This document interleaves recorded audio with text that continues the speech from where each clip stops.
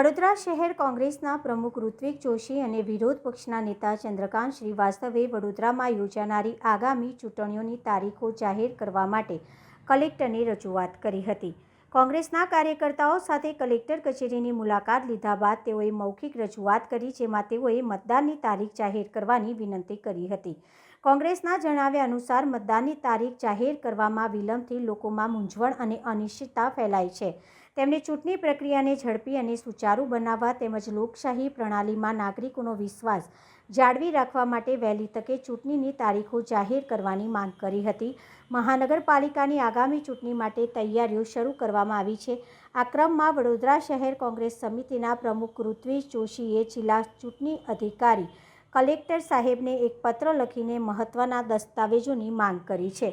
પત્રમાં કોંગ્રેસ આગામી સામાન્ય ચૂંટણીઓ જે 2025-26માં યોજાવાની છે તેના માટે વહેલી તકે તૈયારી શરૂ કરી છે। કોંગ્રેસ વોર્ડ નંબર 1 થી 19 સુધીની મતદાર યાદી, અનામત બેઠકોની યાદી અને મતદાન મથકોની યાદી પૂરી પાડવા વિનંતી કરી છે।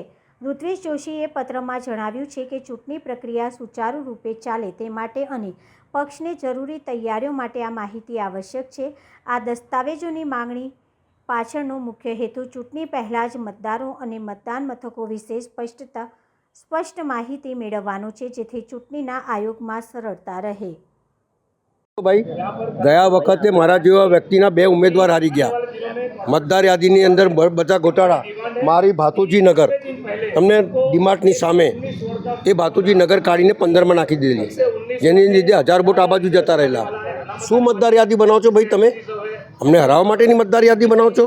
મરેલા માણસો બી અંદર હોય, સ્થળાંતર કરી ગયેલા એ બી માણસ હોય, તો શું મતદાર યાદી બનાવો છો?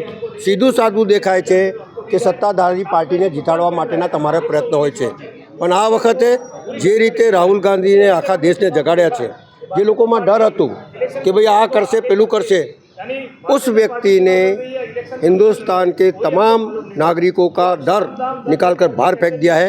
અને દરેક વ્યક્તિ હવે એવું સમજે છે કે આપણે આ વોટની લડાઈ લડવી પડશે, કારણ કે સત્તા પર બેઠેલા લોકો જીતતા નથી, પણ ડુપ્લિકેટ મતદારો અલગ અલગ એક ઘરની અંદર 50-50 મતદારો મૂકી અને અમારા ઉમેદવારને હરાવવા માગે છે।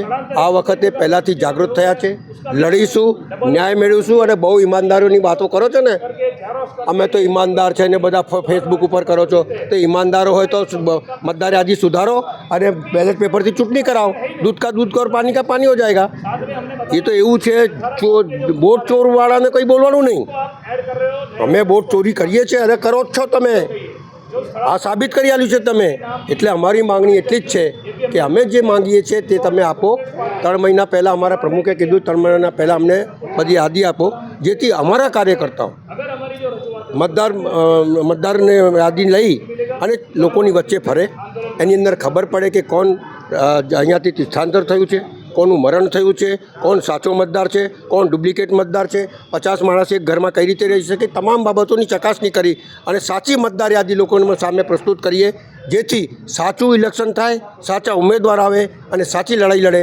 ઈમાનદારની વાતી કરવાની ને જુઠ્ઠાણું ફેલાવવાનું એ સત્તા પર બેઠેલા લોકો કરી રહ્યા છે, એનો સામે અમારો વિરોધ છે। સાચી મતદારી લોકો સામે જાય એ અમારી માગણી છે।